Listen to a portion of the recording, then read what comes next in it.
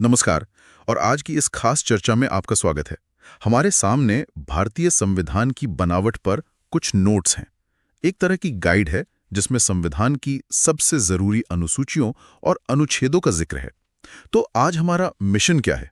देखिए, मकसद सिर्फ इन नंबरों को रटना नहीं है, बल्कि भारत के इस सबसे बड़े रूल बुक के पीछे के डिजाइन और लॉजिक को समझना है। बिल्कुल, ये सिर्फ कानूनों की लिस्ट नहीं है। हाँ, ये तो एक देश को चलाने का पूरा ब्लूप्रिंट है।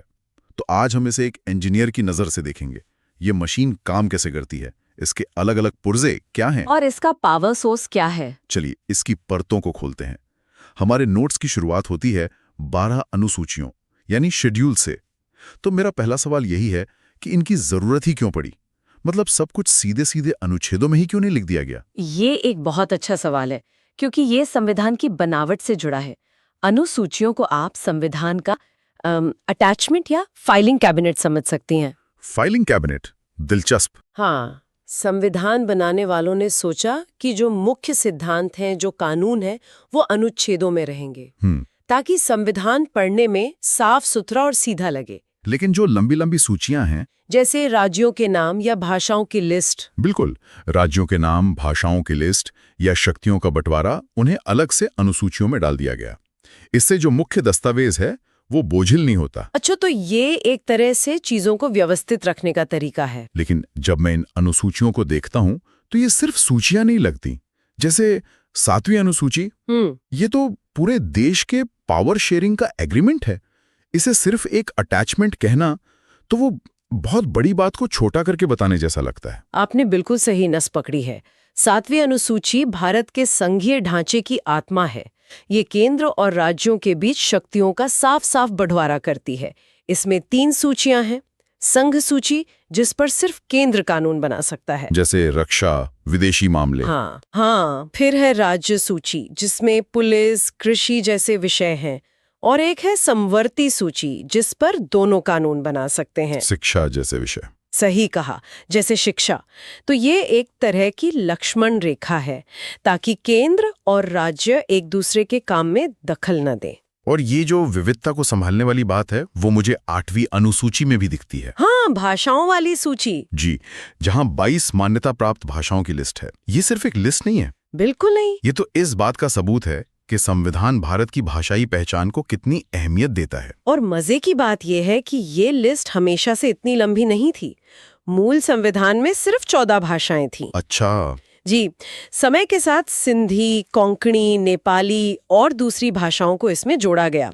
ये दिखाता है कि संविधान सिर्फ एक रूल बुक नहीं है, बल्कि एक ऐसा प्लेटफॉर्म है जहां अलग-अलग समुदाय अपनी पहचान के लिए लड़ते हैं और मान्यता हासिल करते हैं। तो संविधान विविधता को संभालता है, लेकिन राजनीतिक स्थिरता का क्या? यहीं पर 10वीं अनुसूची का जिक्र आता है। दल बदल विरोधी कानून। हाँ, एंटी डिफेक्शन लॉ।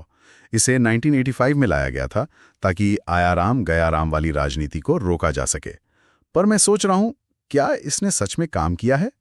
ऐसा लगता है कि इसने एक विधायक के दल बदल को तो रोका, लेकिन अब तो पूरी की पूरी पार्टियां ही टूटकर चली जाती हैं। वही तो। क्या इसे बनाते वक्त ये सोचा गया था? देखिए, इसका मकसद तो अच्छा था, सरकारों को स्थिर बनाना। लेकिन इसका एक अनपेक्षित नतीजा ये हुआ कि इसने पार्टी के अंदर असंतोष को दबा दिया। क्योंकि विधायक पार्टी लाइन के खिलाफ वोट नहीं कर सकते थे। बिल्कुल। और जैसा आपने कहा, इसने व्यक्तिगत दल बदल को सामूहिक दल बदल में बदल दिया, जहां स्पीकर के फैसले की भूमिका बहुत अहम हो जाती है। तो हाँ, ये कानून आज भी बहस का एक बड़ा मुद्दा है। और ये जो सत्ता के बंटवारे का थीम है, ये 11वीं और 12वीं अनुसूची में भी दिखता है, जो पंचायतों और नगर पालिकाओं से जुड़ी हैं। जी। तो ये सत्ता का बंटवारा सिर्फ केंद्र और राज्य तक ही सीमित नहीं है, इसे आकेबारे जमीनी स्तर तक ले जाने की कोशिश की गई है। बिल्कुल। ये सत्ता के विकेंद्रीकरण की दिशा में एक ऐतिहासिक कदम था, जिसे 1992 में लाया गया। इसका मकसद था कि दिल्ली या राज्यों की राजधानियों में बैठकर जो फैसले होते हैं, उनमें स्थानीय लोगों की भी भागीदारी हो। ठीक है, तो अनुसूचियां एक तरह से मंच तैयार करती हैं और सीमाएं तय करती हैं। अब आते हैं मुख्य कहानी पर, यानी अनुच्छेदों पर। हमारे नोट्स में एक बहुत दिलचस्प प्रवाह दिखता है। भाग 1 देश को परिभाषित करता है, राज्यों का संघ। भाग 2 बताता है कि यहाँ का नागरिक कौन होगा। और फिर तुरंत भाग 3 में नागरिकों को मौलिक अधिकार दिए जाते हैं। ये प्राथमिकता बहुत कुछ कहती है ना? बिल्कुल, ये दिखाता है कि इस देश की बुनियाद नागरिक हैं, राज्य बाद में आता है, नागरिकों के अधिकार पहले। ये एक तरह का वादा है कि राज्य की ताकत असीमित नहीं होगी। उस पर नागरिकों के अधिकारों का अंकुश रहेगा। सही कहा। हमारे नोट्स में जो मौलिक अधिकार दिए हैं उनमें मुझे दो तरह की बातें दिखती हैं। एक तरफ है समानता का अधिकार, अनुच्छेद 14, कानून के सामने सब बराबर। और अनुच्छेद 17, अस्पृश्यता का अंत। हाँ, जो एक बहुत बड़ा सामाजिक कदम है। और दूसरी तरफ है व्यक्तिगत स्वतंत्रता, अनुच्छेद 19 में बोलने की आज़ादी और अनुच्छेद 21 में जीने का अधिकार। इन दोनों के बीच संतुलन कैसे बनता है? मतलब मेरी बोलने की आज़ादी किसी दूसरे के समानता के अधिकार को चोट न पहुंचाए, ये कैसे तय होता है? ये मौलिक अधिकारों का सबसे दिलचस्प पहलू है। कोई भी अधिकार असीमित नहीं है। संविधान उचित प्रतिबंध या रीजनेबल रिस्ट्रिक्शंस की बात करता है। अच्छा। यानी आपकी बोलने की आज़ादी तब तक है जब तक वो देश की सुरक्षा, सार्वजनिक व्यवस्था या किसी की मानहानि का कारण न बने। और इस संतुलन को बनाने का काम न्यायपालिका का है। और इन सभी अधिकारों की हिफाजत के लिए एक सुपर हीरो अनुच्छेद भी है। अनुच्छेद 32, जी। संवैधानिक उपचारों का अधिकार। डॉक्टर अंबेडकर ने इसे संविधान की आत्मा कहा था। हाँ, ये एक तरह से सुप्रीम कोर्ट का इमरजेंसी हेल्पलाइन नंबर है। अगर आपके किसी भी मौलिक अधिकार का हनन होता है तो आप सीधे सुप्रीम कोर्ट जा सकते हैं। तो ये अधिकार वो नियम हैं जो सरकार को हर हाल में मानने हैं। लेकिन फिर आता है भाग 4, राज्य के नीति निदेशक तत्व, डायरेक्टिव प्रिंसिपल्स। हाँ, ये तो नियमों जैसे नहीं लगते, ये तो एक मिशन स्टेटमेंट या देश की टू डू लिस्ट जैसे लगते हैं। क्या ये समझना सही है? ये एक बेहतरीन एनालॉग है। बिल्कुल सही। मौलिक अधिकार वो जमीन है जिसके नीचे सरकार नहीं जा सकती। वो एक कानूनी गारंटी है। और नीति निदेशक तत्व? वो आसमान है जहां तक पहुंचने की सरकार को कोशिश करनी है। आप सरकार पर केस नहीं कर सकते कि वो आज ही आसमान तक क्यों नहीं पहुंची, लेकिन सरकार का हर कानून उसी दिशा में एक कदम होना चाहिए। एक नैतिक कंपस। हाँ, देश का नैतिक कंपस। और इस कंपस में कुछ बहुत दूरदर्शी विचार हैं, जैसे अनुच्छेद 40 में ग्राम पंचायतों की बात, जिसे बाद में 73वें संशोधन से हकीकत बनाया गया। जी। अनुच्छेद 44 में समान नागरिक संहिता की बात, जो आज भी इतनी बहस में है। और अनुच्छेद 48A में पर्यावरण की सुरक्षा, जिसकी अहमियत आज हम सब समझ रहे हैं। और इसी कहानी का एक और हिस्सा है भाग 4A, नागरिकों के मौलिक कर्तव्य। इसे बाद में 1976 में जोड़ा गया। इसका विचार सीधा है, अगर नागरिकों के पास अधिकार हैं तो देश के प्रति उनके कुछ कर्तव्य भी होने चाहिए। अधिकार और जिम्मेदारी के बीच एक संतुलन। बिल्कुल। तो हमारे पास एक दर्शन है, अधिकार, कर्तव्य और लक्ष्य।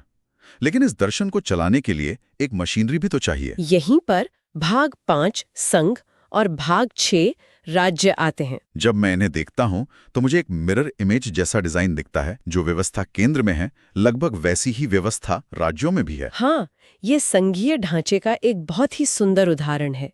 केंद्र में राष्ट्रपति हैं तो राज्यों में राज्यपाल, केंद्र में प्रधानमंत्री तो राज्यों में मुख्यमंत्री, केंद्र में सुप्रीम कोर्ट तो राज्यों में हाई कोर्ट। तभी मिले। ये पैटर्न तो मुझे अनुच्छेदों में भी साफ दिख रहा है। हमारे नोट्स में देखिए, अनुच्छेद 72 राष्ट्रपति को क्षमादान की शक्ति देता है। हाँ, तो अनुच्छेद 161 में वही शक्ति राज्यपाल के पास है। हाँ, और अनुच्छेद 123 राष्ट्रपति को अध्यादेश लाने की शक्ति देता है। तो अनुच्छेद 213 राज्यपाल को। ये कोई संयोग तो नहीं हो सकता? नहीं, ये एक सोचा समझा डिजाइन है। ये डिजाइन सुनिश्चित करता है कि शासन चलता रहे। जैसे अगर संसद या विधानसभा सत्र में नहीं है और किसी कानून की तुरंत जरूरत है तो अध्यादेश के जरिए उसे लाया जा सकता है। लेकिन इस मिरर इमेज में कुछ दिलचस्प बात भी हैं। है? जैसे अनुच्छेद 143, जो राष्ट्रपति को किसी कानूनी सवाल पर सुप्रीम कोर्ट से सलाह लेने की अनोखी शक्ति देता है। ये शक्ति राज्यपाल के पास नहीं है। नहीं है। ये दिखाता है कि कुछ मामलों में केंद्र के पास ज्यादा अधिकार हैं। तो हमारे पास कार्यपालिका है, विधायिका है, लेकिन इन सबके खर्चों पर नजर कौन रखेगा? अच्छा सवाल है। सरकार जो पैसा खर्च कर रही है उसका हिसाब कौन लेगा? यहीं पर मुझे अनुच्छेद 148 दिखता है, भारत का नियंत्रक एवं महालेखा परीक्षक यानी CAG। हाँ, ये तो सरकार का हिस्सा कम और सरकार का ऑडिटर ज्यादा लगता है। एकदम सही। CAG को देश का सबसे बड़ा अकाउंटेंट कह सकते हैं। और इसकी सबसे बड़ी ताकत यह है कि ये सरकार के प्रति नहीं बल्कि संसद के प्रति जवाबदेह है। अच्छा, इसका काम सरकार के हर खर्चे की जांच करना और अपनी रिपोर्ट सीधे संसद को देना है। ये लोकतंत्र में सरकार को जवाबदेह बनाए रखने का एक बहुत शक्तिशाली जरिया है। ठीक है, तो हमने मशीन बना ली। अब बात करते हैं उन सिस्टम्स की जो इस मशीन को चलाते हैं, इसे अपडेट करते हैं और इसे क्रैश होने से बचाते हैं। हमारे नोट्स के आखिरी हिस्से संविधान के ऑपरेटिंग सिस्टम जैसे। सबसे जरूरी ऐप होता है इलेक्शन, सही कहा, और वो है भाग 15, जिसका अनुच्छेद 324 एक स्वतंत्र निर्वाचन आयोग की स्थापना करता है। इसकी स्वतंत्रता पर इतना जोर क्यों है? क्योंकि अगर चुनाव कराने वाली संस्था ही सरकार के नियंत्रण में होगी तो चुनाव कभी निष्पक्ष हो ही नहीं सकते। बिल्कुल।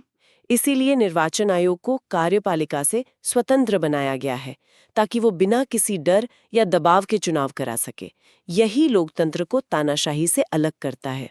लेकिन क्या होता है जब सिस्टम पर कोई बहुत बड़ा खतरा आ जाए, जैसे युद्ध या कोई बड़ी आंतरिक गड़बड़ी? यहीं पर भाग 18 यानी आपात उपबंध आते हैं। ये तो संविधान के इमरजेंसी मोड जैसा लगता है, लेकिन ये बहुत विवादास्पद भी है। हाँ, ये संविधान का सबसे ज्यादा बहस वाला हिस्सा है। ये तो केंद्र सरकार को इतने अधिकार दे देता है कि वो मौलिक अधिकारों को भी निलंबित कर सकती है। जी। संविधान बनाने वाले देश की एकता और सुरक्षा को लेकर बहुत चिंतित थे, इसलिए उन्होंने असाधारण परिस्थितियों के लिए ये असाधारण प्रावधान रखे। लेकिन इसका दुरुपयोग भी हुआ है, जैसा हमने 1975 की इमरजेंसी में देखा। इसलिए ये एक दोधारी तलवार है, देश को बचाने का एक उपकरण, लेकिन नागरिकों की आजादी के लिए एक संभावित खतरा भी। और आखिर में हर अच्छे ऑपरेटिंग सिस्टम को अपडेट्स की जरूरत होती है, और वो काम करता है भाग 20 का अकेला अनुच्छेद 368। यही वो तंत्र है जो संविधान को समय के साथ बदलने की इजाजत देता है, ताकि ये 70 साल पुराना दस्तावेज आज भी प्रासंगिक बना रहे। बिल्कुल, ये संविधान को पत्थर की लकीर बनने से रोकता है, ये इसे लचीलापन देता है, लेकिन ये इतना भी लचीला नहीं है कि कोई भी सरकार इसे आसानी से बदल दे। इसके लिए एक मुश्किल प्रक्रिया है। हाँ, और सुप्रीम कोर्ट ने बुनियादी ढांचे के सिद्धांत के जरिए ये भी तय कर दिया है कि आप संविधान को संशोधित तो कर सकते हैं, पर उसकी आत्मा यानी उसके बुनियादी सिद्धांतों को नहीं बदल सकते।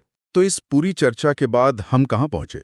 हमने अनुसूचियों के फाइलिंग कैबिनेट से शुरुआत की, फिर नागरिकों के अधिकारों के वादे को समझा, सरकार के मिशन स्टेटमेंट को देखा, केंद्र और राज्य की इस जटिल मशीनरी के डिजाइन को परखा, और आखिर में उस ऑपरेटिंग सिस्टम को समझा जो चुनाव कराता है, संकट से बचाता है और खुद को अपडेट करता है। अगर हम इन सब टुकड़ों को जोड़कर देखें तो ये नोट्स एक बहुत ही शानदार सोच को दिखाते हैं। ये दुनिया के सबसे विविध देशों में से एक को चलाने का एक खाका है।